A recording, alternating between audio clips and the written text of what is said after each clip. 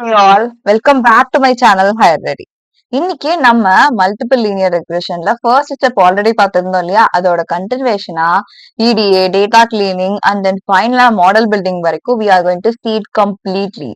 So multiple linear regression use பண்ணி எக்ஸாக்டா full ப்ராஜெக்டை எப்படி பில்ட் பண்றது அப்படின்றத we are going to see. Without any delay, let's get started.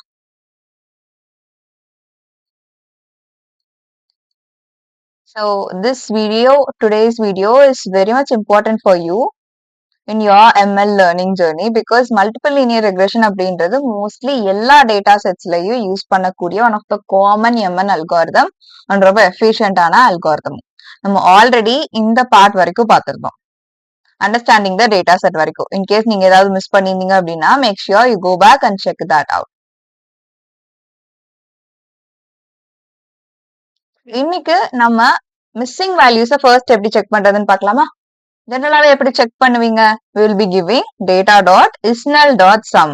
அடுத்து ஷார்ட் வேல்யூஸ்ன்றது நான் அடிஷனலா கொடுத்துருக்கேன். எதுக்காக அப்படின்னா எனக்கு நல் வேல்யூஸ் அதிகமா இருக்க காலம்ல இருந்து கம்மியா இருக்க காலம்ஸ் வரைக்கும் காமி அப்படின்றதுக்காக. சோ இந்த பர்டிகுலர் டேட்டா செட்ல எனக்கு எவ்வளவு காலம்ஸ் இருந்தது? 81 காலம்ஸ் இல்லையா? அந்த 81 காலம்ஸையும் இப்படி நான் கொடுக்கும்போது எனக்கு காமிக்கிற எபிலிட்டி இந்த பர்டிகுலர் லைப்ரரிக்கு இல்ல.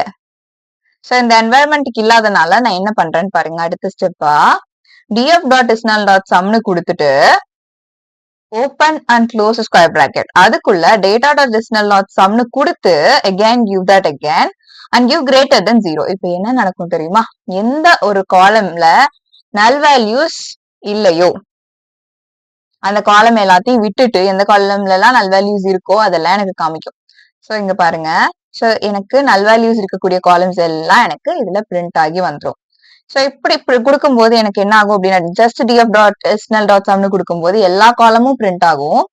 நல் வேல்யூஸ் இல்லாததெல்லாம் 0ன்னு பிரிண்ட் ஆயிருக்கும். இப்படி நான் கொடுக்கும்போது நல் வேல்யூஸ் இல்லாத காலம்ஸ் வந்து ஒமிட் பண்ணிட்டு மத்த காலம்ஸ் எல்லாமே எனக்கு பிரிண்ட் ஆகி கொடுக்கும். So this is the syntax, note it down. So நேத்து வீடியோ மிஸ் பண்ணிருந்தீங்கன்னா I'm saying it again, in case miss பண்ணிருந்தீங்கன்னா அது பார்த்துட்டு வந்து இது பாருங்க, அப்பதான் உங்களுக்கு கண்டினியூஷன் கிடைக்கும். Next feature selection. ஃபீச்சர் செலெக்ஷன்ல எனக்கு இந்த பர்டிகுலர் கைண்ட் ஆஃப் ப்ராஜெக்ட்டுக்கு மெயினா இப்போ we are on the beginner level இல்லையா? சோ இப்போ நம்ம எல்லா காலம்ஸையும் எடுத்து ஒர்க் பண்றதுன்றது tedious-ஆன டாஸ்க். ஒரு 4 காலம்ஸை எடுத்து எப்படி நம்ம டார்கெட்டை ப்ரெடிக்ட் பண்றது அப்படின்னு செக் பண்ணலாமா? ஃபர்ஸ்ட் ஃபீச்சர்ஸ்குள்ள நான் என்ன கொடுக்குறேன் அப்படின்னா இந்த 4 காலம்ஸையும் கொடுக்குறேன். ஒன்னு ஜிஆர் லிவ் ஏரியா, அடுத்து பெட்ரூம் அபோவ் கிரவுண்ட், அடுத்து full bathrooms, garage cars. So இதுல ஜிஆர் லிவ் ஏரியான்றது என்னது? என்னோட லிவிங் ஏரியா கிரவுண்டுக்கு மேல எவ்வளவு இருக்கு. பெட்ரூம் அபோவ் ஆவரேஜ் கிரவுண்ட்னா டோட்டல் நம்பர் ஆஃப் பெட்ரூம்ஸ் வந்து எவ்வளவு இருக்கு கிரவுண்டுக்கு மேல. அடுத்து ஃபுல் பாத் அப்படின்னா ஃபுல் பாத்ரூம்ஸ் எவ்வளவு இருக்கு. ஃபைனலி கரேஜ் கார்ஸ்னா டோட்டலா கரேஜ் கார்ஸ் எவ்வளவு இருக்கு. சோ இதெல்லாம் பேஸ் பண்ணி சேல்ஸ் பிரைஸ ப்ரெடிக்ட் பண்ண போறேன். பிகாஸ் இதெல்லாம் தான் மெயினா டிடெக்ட் பண்ணுமே. மெயினா என்னோட ஃபைனல் டார்கெட் காலமான சேல்ஸ் பிரைஸ கண்டுபிடிக்கிறதுக்கு ரொம்ப அதிகமா கான்ட்ரிபியூட் பண்ணக்கூடிய காலம்ஸ். சோ நவ் இந்த 4 காலம்ஸ்ல எது எனக்கு சேல்ஸ் பிரைஸ்க்கு டைரக்டான ரிலேஷன்ஷிப் ஆர் எது அதிகமா இன்ஃப்ளூயன்ஸ் பண்ணுதுன்னு நான் செக் பண்ணணும். அதுக்கு என்ன ஒரு அனாலிசிஸ் நான் யூஸ் பண்ணுவேன்? கண்டிப்பா நீங்க யூஸ் பண்ணக்கூடிய ஒரு அனாலிசிஸா EDAல என்ன ஸ்டெப் தெரியுமா இருக்கும்? ஹீட் மேப் அனாலிசிஸ் தான் இருக்கும்.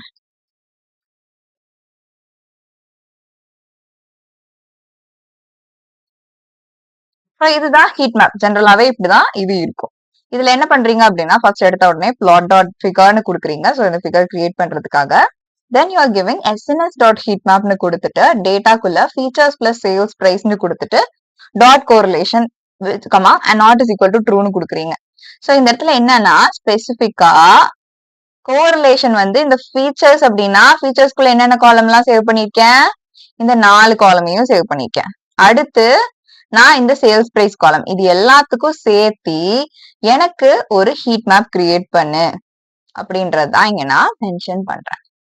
நெக்ஸ்ட் தட் plt.titleனு கொடுக்கும்போது நான் கஸ்டமைஸ் பண்ணி கொடுக்கக்கூடிய அந்த டைட்டிலை நான் இங்க கொடுத்துக்கலாம். ஃபீச்சர் கோரிலேஷன் ஹீட் மேப் அப்படின்னு. ஃபைனலி நான் plot.showனு கொடுக்கும்போது இந்த ஹீட் மேப் எனக்கு கிரியேட் ஆகி ஷோ ஆகிரும். நெக்ஸ்ட் தட் இந்த டேட்டா செட்டை நான் ஸ்பிளிட் பண்றேன். ட்ரைனிங் டேட்டா செட் தனியா, டெஸ்டிங் தனியா அப்படின்னு நான் ஸ்பிளிட் பண்றேன். எப்படி பண்ணுவேன்? சோ கொடுத்திருக்க டேட்டா செட்ல 20% டெஸ்டிங்க்கு வச்சுக்கோ, ரிமைனிங்கா ட்ரெய்னிங்க்கு யூஸ் பண்ணுன்ற மாதிரி நான் ஸ்பிளிட் பண்ணுவேன். சோ இதுல மெயினா இந்த கோரிலேஷன் ஹீட் மேப் எடுக்கிறீங்கல்ல, இதுல இருந்து நீங்க இன்சைட்ஸ் எடுக்கணும். எப்படி எடுக்கணும்னு சொல்றேன், ஜஸ்ட் லிசன் நவ். இங்க GR live ஏரியான்னு இருக்கா, சோ இந்த இடத்துல ஸ்ட்ரெயிட்டா எனக்கு என்னென்ன காலம்ஸ் எல்லாம் இருக்கு அப்படின்னு பாருங்க. சோ அதுக்கு GR live ஏரியான்றது எப்பவுமே 1ல தான் இருக்கும். அடுத்து அதே GR live ஏரியாக்கு ஸ்ட்ரெயிட்டா இந்த மாதிரி பெட்ரூம் ஆவரேஜ் அப்போ இதுதான் இதுக்கும் அந்த கிரவுண்டுக்கு மேல இருக்கக்கூடிய லிவிங் ஏரியாக்கும் பெட்ரூம் எபோ கிரவுண்டுக்கும் இருக்கக்கூடிய ரிலேஷன்ஷிப். இப்போ இந்த ப்ராப்ளம் ஸ்டேட்மெண்ட்ல எதுக்கும் நான் கோரிலேஷனை கண்டுபிடிக்கணும். சேல்ஸ் பிரைஸுக்கும் மத்த காலம்ஸ்க்கும் கோரிலேஷனை கண்டுபிடிக்கணும். எப்படி கண்டுபிடிக்கிறது? Let's see. சோ இதுதான் இந்த சேல்ஸ் பிரைஸ் அப்படின்றது தான் காலமா. இதுக்கு ஸ்ட்ரெயிட்டா இப்ப இங்க பாருங்க. ஓகே, சேல்ஸ் பிரைஸுக்கும் GR live ஏரியாக்கும் 0.71 இருக்கு. அப்போ கிரவுண்டுக்கு மேல இருக்கக்கூடிய லிவிங் ஏரியா வந்து என்னோட சேல்ஸ் பிரைஸ டைரக்டா இன்ஃபுளுன்ஸ் பண்ணுது. லிவிங் ஏரியா அதிகமா இருந்தா செல்லிங் பிரைஸும் அதிகமா தான் இருக்கும். சோ அடுத்த வேல்யூ எது வந்து அதிகமா இருக்குன்னு பாருங்க, கரேஜ் காஸ். சோ கரேஜ் காசோட வேல்யூ அது கவுண்ட் அதிகமா இருந்தது அப்படின்னா அதுவுமே சேல்ஸ் பிரைஸ இன்ஃபுளுன்ஸ் பண்ணும். அடுத்து வந்து ஃபுல் பாத்ரூம்ஸ் எது வந்து அதிகமா இருந்துச்சுனாலும் எனக்கு சேல்ஸ் பிரைஸ இன்ஃபுளுன்ஸ் பண்ணும். அடுத்து பெட்ரூமோட கவுண்ட். சோ மெயின் ஆனது ஃபர்ஸ்ட் கான்ட்ரிபியூஷன் வந்து கிரவுண்டுக்கு மேல இருக்கக்கூடிய லிவிங் ஏரியா, செகண்ட் கான்ட்ரிபியூஷன் வந்து garage cars, third contribution full bathrooms, fourth contribution வந்து bedrooms above ground area. So இதெல்லாம் பேஸ் பண்ணி தான் நீங்க சேல்ஸ் பிரைஸ கண்டுபிடிக்க போறீங்க. இப்போ நீங்க எடுக்கக்கூடிய இந்த இன்சைட்ஸ இப்ப நான் சொல்றேன், நீங்க என்ன பண்ணணும் தெரியுமா? ஒரு டெக்ஸ்ட் காலம் ஆட் பண்ணி, ஒரு டெக்ஸ்ட் பாக்ஸ் ஆட் பண்ணி அதுல தெளிவா நோட் பண்ணி வச்சுக்கணும் இன்சைட்ஸ. சோ எப்படி நோட் பண்ணும் அப்படின்னா, இந்த சேல்ஸ் பிரைஸ் அப்படின்றது டார்கெட் காலம், ஃபீச்சர்ஸ் அப்படின்றது என்னெல்லாம் சொல்லிட்டு மத்த காலம்ஸ எழுதுவீங்க. டைப் பண்ணிட்டு அடுத்து ஒன்னொன்னுக்கு என்னென்ன கோரிலேஷன் இருக்கு. ஓகே, இதோட டாஸ்க் இன்னைக்கு ஒரு டாஸ்கா எடுத்து நீங்க பண்ணணும். பண்ணிட்டு நீங்க கம்ப்ளீட் பண்ணிட்டீங்க அப்படின்னா கமெண்ட்ல திரும்பி வந்து கம்ப்ளீட்னு சொல்லிட்டு எனக்கு வந்து கமெண்ட் பண்ணும். ஓகே, சோ இந்த வீடியோ நீங்க பார்க்கும்போது சைட் பை சைட் பண்ணுங்க. Just take it seriously, that's what I am expecting from you.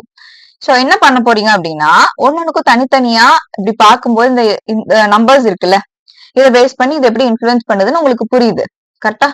இப்போ இந்த கிரவுண்ட் அபவ் லிவிங் ஏரியா எதனால சேல்ஸ் பிரைஸ் இன்ஃபுளுன்ஸ் பண்ணுது, இதை போய் நீங்க கூகுள்லயோ இல்ல ChatGPTலயோ சர்ச் பண்ணுங்க. சர்ச் பண்ணி உங்களுக்கு ஒண்ணு புரியும்ல, அதை தான் இங்க இன்சைட்ஸ் தான் நீங்க ஆட் பண்ணணும். This is your task today.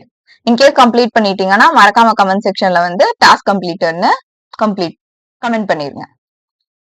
அடுத்து ட்ரெயின், டெஸ்ட் அண்ட் ஸ்பிளிட். இப்போ நான் என் டேட்டா செட் ஓரளவுக்கு புரிஞ்சுக்கிட்டேன்னா அடுத்து என் டேட்டா செட்டை நான் ட்ரெயின் பண்ணணும். ட்ரெயின் பண்ணணும்னா என்ன பண்ணணும்? இருக்கக்கூடிய டேட்டா செட்டை 80% ட்ரைனிங்க்கும் 20% டெஸ்டிங்க்கும் ஸ்பிளிட் பண்ணும். அதான் நான் இங்க பண்ணிருக்கேன். அடுத்து என் மாடலை நான் சூஸ் பண்ணி நான் என்னோட மாடலை ட்ரெயின் பண்றேன். எக்ஸ் ட்ரெயின், ஒய் ட்ரெயின் கொடுத்துட்டு.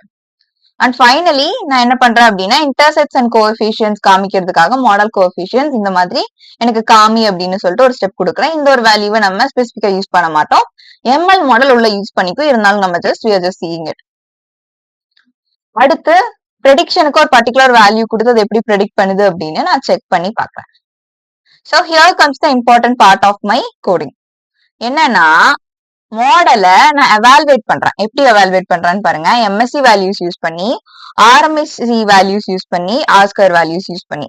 இல்ல MSEனா என்ன, மீன் ஸ்கொயர் எரர். RMSEனா என்ன, root mean square error. R ஸ்கொயர்னா என்ன, என்னோட அக்யூரசி மாதிரி. சோ இதுல மெயினா மாடலோட பெர்ஃபார்மன்ஸ் டிடெக்ட் பண்ண போறதே இந்த ஆர் ஸ்கொயர் வேல்யூ தான். அண்ட் தென் இது ரெண்டுமே எரர்ஸ் தான் இண்டிகேட் பண்ணும். இந்த இடத்துல எனக்கு 47996 இருக்குல்ல, இது வந்து ஆக்சுவலி ஒரு அதிகமான எரர் வேல்யூ தான். அண்ட் தென் 0.699 இருக்குல்ல, இது என் மாடல் நல்லா பெர்ஃபார்ம் பண்ணுது அப்படின்றத இண்டிகேட் பண்ணுது. சோ இப்போ நான் டேட்டா செட்ல இப்ப நான் 4 காலம்ஸ் வச்சு ட்ரெயின் பண்ணல, இதுவே நீங்க நிறைய காலம்ஸ் வச்சு ட்ரெயின் பண்ணா உங்களோட மாடல் இன்னும் பெட்டரா பெர்ஃபார்ம் பண்ணும். இப்ப நம்ம நல் வேல்யூஸ் ஒரு சில காலம்ஸ்க்கெல்லாம் இருந்தது, ஆனா அந்த காலம்ஸ் எல்லாம் நம்ம ஃபீச்சர் செலெக்ஷன்ல யூஸ் பண்ணல, ஏன்னா இதுதான் மெயினான ஃபீச்சர்ஸ்ன்றனால. சோ நீங்க அந்த நல் வேல்யூஸை ஹேண்டில் பண்ணிட்டு, இன்கேஸ் உங்களுக்கு நல் வேல்யூஸ் ஹேண்டில் பண்றது மறந்துச்சுன்னா இதே பிளேலிஸ்ட்ல நல் வேல்யூஸ் எப்படி ஹேண்டில் பண்ணுன்ற ஒரு வீடியோ கிளியரா இருக்கும், அது திருப்பி பாருங்க. அது அகைன் கோடிங் பண்ணி பாருங்க. அதை யூஸ் பண்ணி மத்த காலம்ஸையும் எதெல்லாம் கான்ட்ரிபியூட் பண்ணலாம் அப்படின்றத நீங்க அனலைஸ் பண்ணி நல் வேல்யூஸை ஹேண்டில் பண்ணிட்டு you can just add those kind of features here. அடுத்து உங்களுக்கு அக்யூரசி இன்னும் கூட இன்க்ரீஸ் ஆகலாம். ஓகே, சோ ஆர் ஸ்கொயரோட வேல்யூ இன்னும் இன்க்ரீஸ் ஆகும், RMSE யோட வேல்யூ இன்னும் டிக்ரீஸ் ஆகலாம்.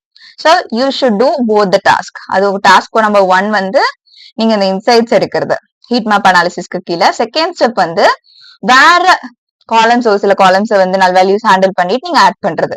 ஸோ இது ரெண்டையும் பண்ணிட்டு நீங்க ஃபர்ஸ்ட் டாஸ்க் கம்ப்ளீட்டட்னும், அடுத்து இதுல உங்களுக்கு என்ன ஆர்எம்எஸ்சி வேல்யூ வந்தது, ஆர் ஸ்கொயர் வேல்யூ வந்தது அப்படின்னு மறக்காம கமெண்ட்ல ஆட் பண்ணிடுங்க.